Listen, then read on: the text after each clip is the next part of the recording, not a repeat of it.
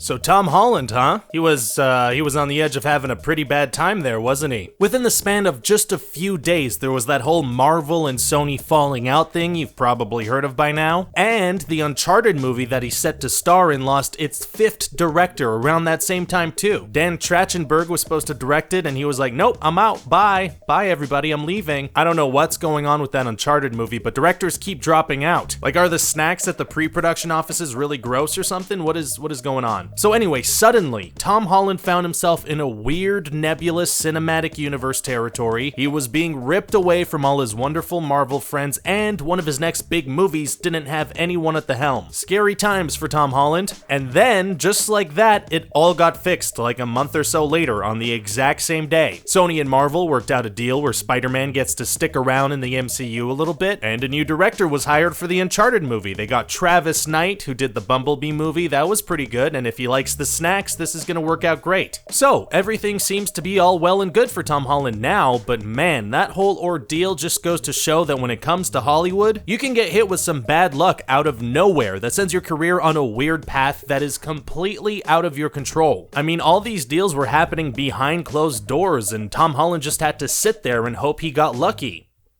Not like that, get your mind out of the gutter. This whole thing made me think about the role that Lady Luck can really play in an actor's career. There is so much that's out of their control, and that's what I want to talk about in today's video. Some actors have had some runs of really bad luck. You'd almost think their careers were cursed or something. Yeah, I said cursed, and yes, it is very spooky. We should all be very, very spooked right now. Not everybody gets as lucky as Tom Holland just did, where everything just works itself out while he practiced backflips on Instagram and stuff. Let's take a look at a couple of examples. Take Ansel Elgort, for instance, who, if you didn't know, is a different person than Miles Teller. Two totally different people. That is an important fact to know. It could save your life one day. I mean, it probably won't, but they kind of look alike. I don't know. Anyway, Ansel Elgort has had some bad luck movie-wise. For a guy that stars in a fair amount of movies, I don't know, they don't seem to do so hot, and it doesn't seem to be because of anything he's doing. One of his very first movie roles was in the Divergent series. Coming off of the success of franchises like Twilight and The Maze Runner and The Hunger Games, getting cast in a multi-movie series based on a series of young adult novels seemed like the best thing that could happen to an up-and-coming actor. So when the opportunity arose for him, of course he signed on. Heck yes, let's do it. But Divergent ended up being the young adult series where people were like,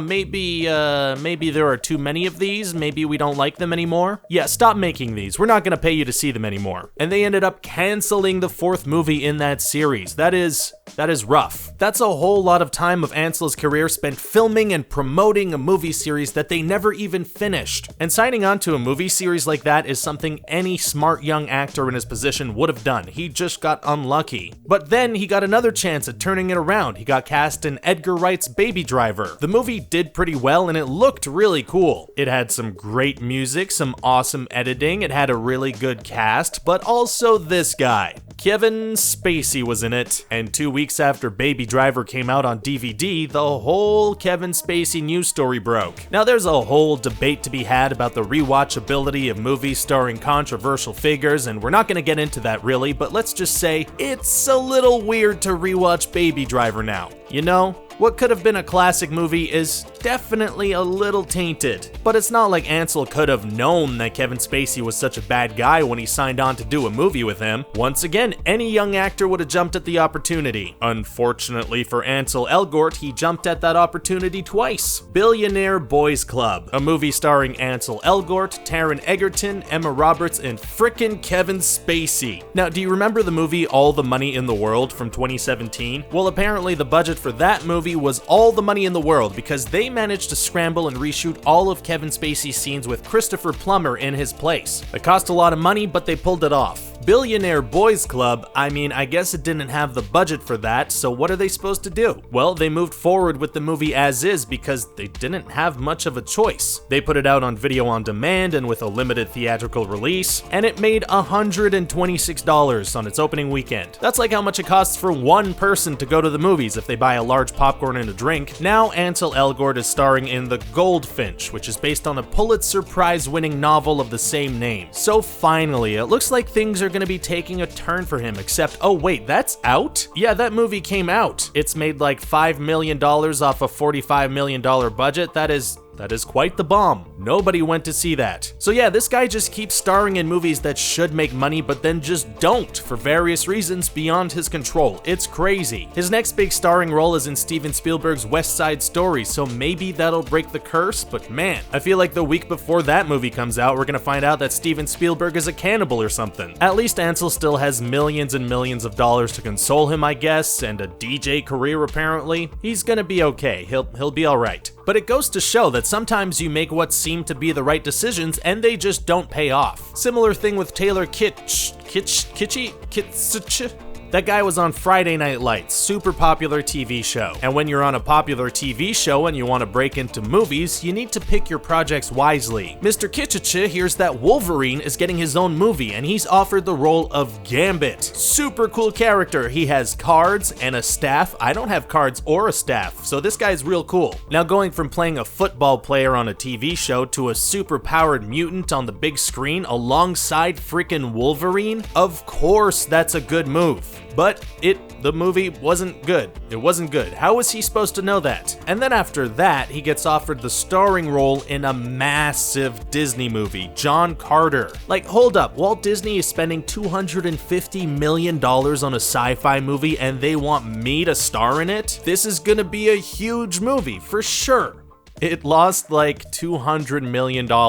It was the biggest flop that Disney had ever made to date. Suddenly, this dude is in one of the most hated superhero movies out there and in Disney's biggest financial loss ever. Disney basically has Taylor Kitsch PTSD. They're not gonna want to work with him. All because he made moves that any smart person would have made in the same position. Even a couple of years later, True Detective was one of the most celebrated TV shows out there. Amazing television. It was part of the reconnaissance. Hey, maybe this guy isn't just a dumb rom-com actor after all. Taylor Kitsch says, heck yes, sign me up for season 2. This show helped make Matthew McConaughey into a serious actor, respected by everyone. Let's do it. Season 2, baby. So he does season 2, and everybody hates season 2. The thing got rushed, and most people would agree it's not as good as the first by any stretch of the imagination. This guy's for sure cursed. Someone has a voodoo doll of him, or he accidentally desecrated a sacred burial ground. I don't know. That is some bad luck. Luck is on the minds of people in Hollywood so much that they look for patterns of bad luck. And when they spot a pattern of bad luck, well, they call that a curse. Like, for example, the Oscar curse. Actors work all their lives for the supreme honor of winning an Academy Award. And for some actors, winning one opens up a bunch of doors and leads to bigger and better things. But for a fair amount of actors, that exact point of winning an Oscar is when things started to go downhill. Like Adrien Brody. He won the Best Actor Oscar for 2002's The Pianist, which is a word you need to be very precise when pronouncing. After that, sure, he's had roles, but nothing reaching the acclaim of The Pianist. He's had a couple of interesting parts in Wes Anderson movies, Peter Jackson's King Kong, but none of his big starring roles ever took off again. He was in The Village, people didn't love that one. He did the movie Splice, which was,